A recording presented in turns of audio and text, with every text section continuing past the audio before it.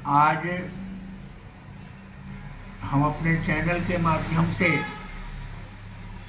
गणित के विद्यार्थियों के लिए एक महत्वपूर्ण जानकारी देने जा रहे हैं, जो लगभग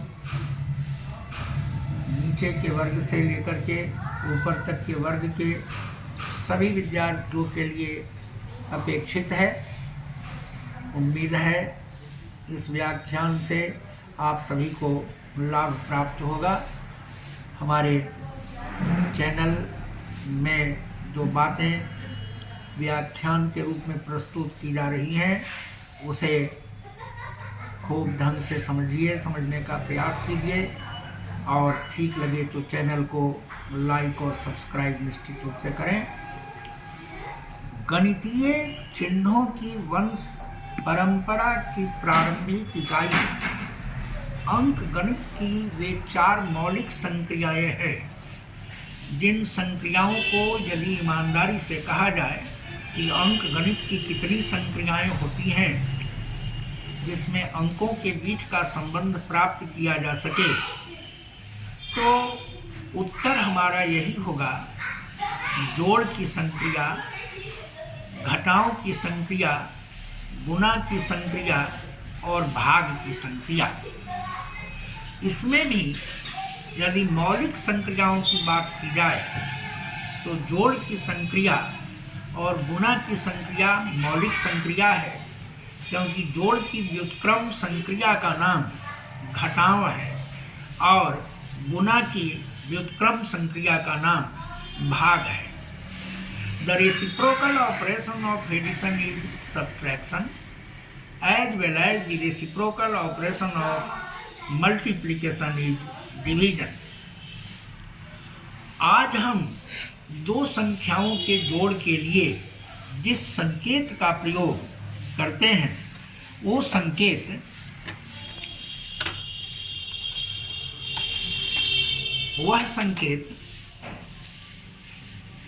जिस रूप में हमारे पास उपस्थित है वह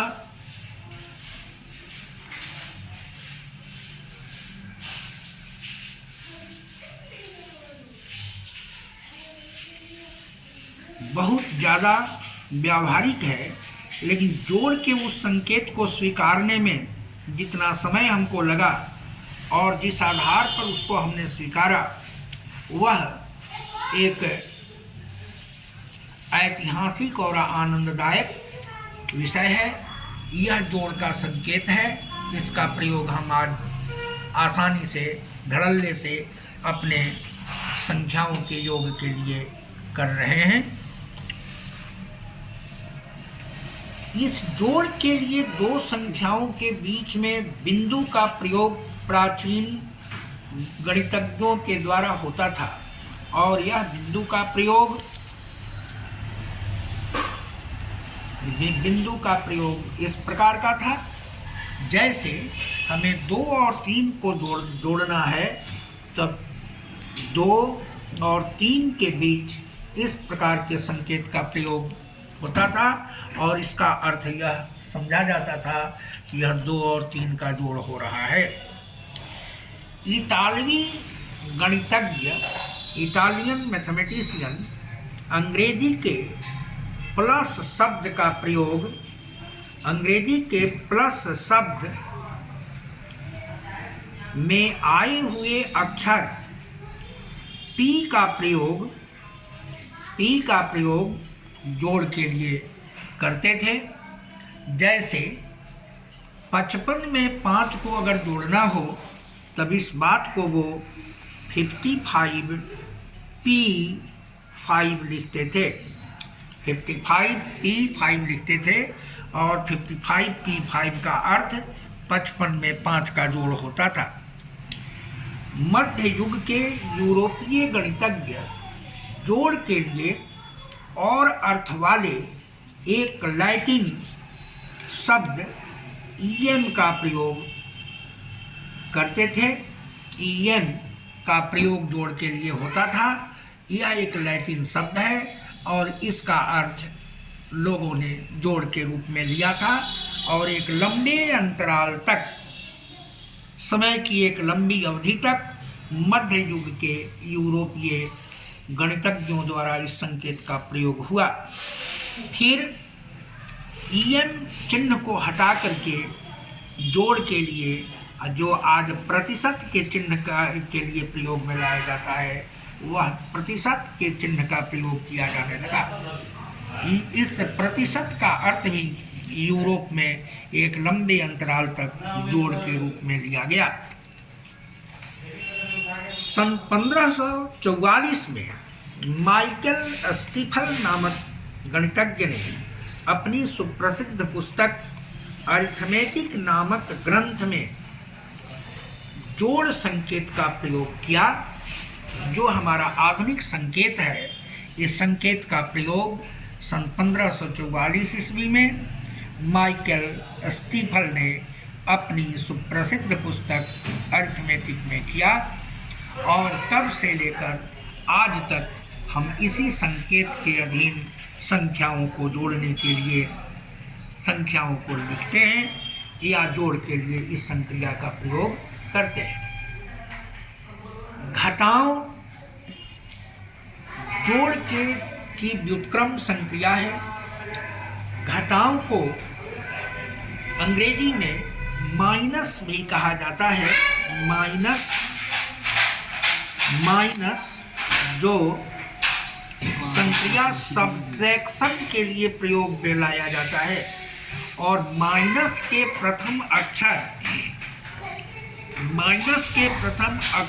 M का अर्थ इतालवी गणितज्ञों ने माइनस के रूप में लिया था। दो संख्याओं को घटाने के लिए इतालवी गणितज्ञ M का प्रयोग करते थे। जैसे 5 में से 3 को घटाना हो तो वो उसको 5m3 लिखते थे। पसियोली एवं हैक्टोगिया ने इसके लिए माइनस चिन्ह का प्रयोग किया, जो हमारा आधुनिक संकेत है। पैसियोली एवं हैक्टोगिया ने इसके लिए माइनस चिन्ह का प्रयोग किया, परंतु स्टीफल ने जिस स्टीफल ने जोड़ के लिए संकेत दिया था, उसी स्टीफल ने सब इस चिन्ह के प्रयोग को शुरू किया और अन्य गणितज्ञों ने घटाओं के लिए जो हमारा आधुनिक संकेत है उसको सन 1630 में अपनाया और तब से लेकर के आज तक जो घटाओं का संकेत है उसका प्रयोग हम कर रहे हैं और यही हमारा आधुनिक संकेत भी है। तीसरी महत्वपूर्ण संक्रिया का नाम गुणा की संक्रिया है, ऑपरेशन ऑफ मल्टीप्लिकेशन। दो अंकों के बीच में बिंदु लगाने का संकेत गुणा का संकेत था, आज भी है। जैसे 2 में 3 से गुणा करना हो तो 2.3 2 गुना 3 का प्रयोग किया जाएगा। इस प्रकार दो अंकों के बीच में बिंदु लगाकर गुणा करने का काम हरियोट ने किया। हरियोट किसी भी संकेत चिन्ह का प्रयोग न करने वाले फ्रेंच गणितज्ञ डेकार्ट A गुना B को A इंटू B को AB लिखते थे। A इंटू B बराबर AB लिखते थे। जर्मन गणितज्ञ गॉटफ्राइड विल्हेल्म लाइबनिज ने गुणा के लिए अर्धवर्तुलाकार इसे ऐसा समझा जाए सेमी सर्किल चिन्ह का प्रयोग किया। लाइबनिज की दृष्टि में यह एक गुणा का संकेत था। आउट्रेड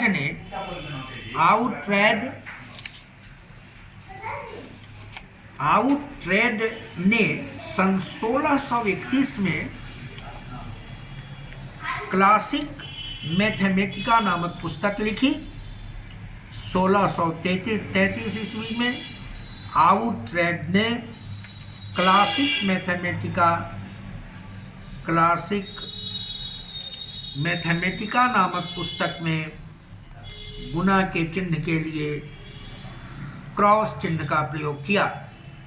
1633 में आउट्रेड की किताब क्लासिका मैथमेटिका निकली, जिसमें गुना के लिए क्रॉस चिन्ह का प्रयोग हुआ था। 1631 में क्लासिका मैथमेटिका में गुना के लिए क्रॉस चिन्ह का प्रयोग हुआ था। गुना के व्युत्क्रम संक्रिया का नाम अंकगणित में भाग है। अरब गणितज्ञ A/B को टाइम है ना, A/B को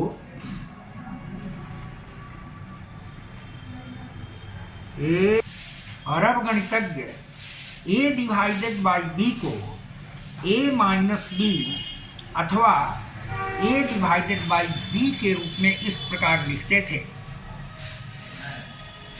आउट्रेड ने इसके लिए सबसे पहले जिस चिन्ह का प्रयोग किया वो चिन्ह दो बिंदुओं को देकर के था और उस चिन्ह की आकृति इस प्रकार की थी। जर्मन गणितज्ञ ने भाग के लिए आजकल जो समुच्चय सिद्धांत में यूनियन संकेत के लिए यू अक्षर का प्रयोग किया जाता है, तो सबसे पहले लाइबनिज ने इसके लिए यू संकेत का प्रयोग किया। यू संकेत का प्रयोग भाग के लिए लाइबनिज ने किया था और आजकल भाग के लिए जिस संकेत का प्रयोग होता है उसका प्रयोग जोहान हेनरीज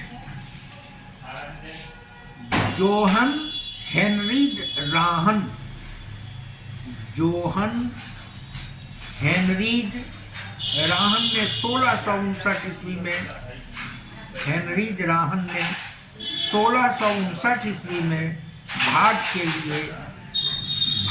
के लिए इस संकेत का प्रयोग किया और इस संकेत का प्रयोग जोहन हेनरीज राहन ने 1659 में ज्यूरिख में किया। यह गणितीय चिन्हों की वंश गाथा है। बाद में एक सर्वाधिक महत्वपूर्ण इकाई हमारे सामने आती है जिसको बराबर के रूप में जानते हैं। बराबर का संकेत जो है इसका आविष्कार इंग्लैंड के सुप्रसिद्ध गणितज्ञ रॉबर्ट रिकार्ड ने 1757 ईस्वी में किया और तब से लेकर के आज तक इसी संकेत का प्रयोग होता आया। धन्यवाद। इसी प्रकार की कुछ अन्य जानकारी के लिए अगले एपिसोड तक की प्रतीक्षा करें। धन्यवाद।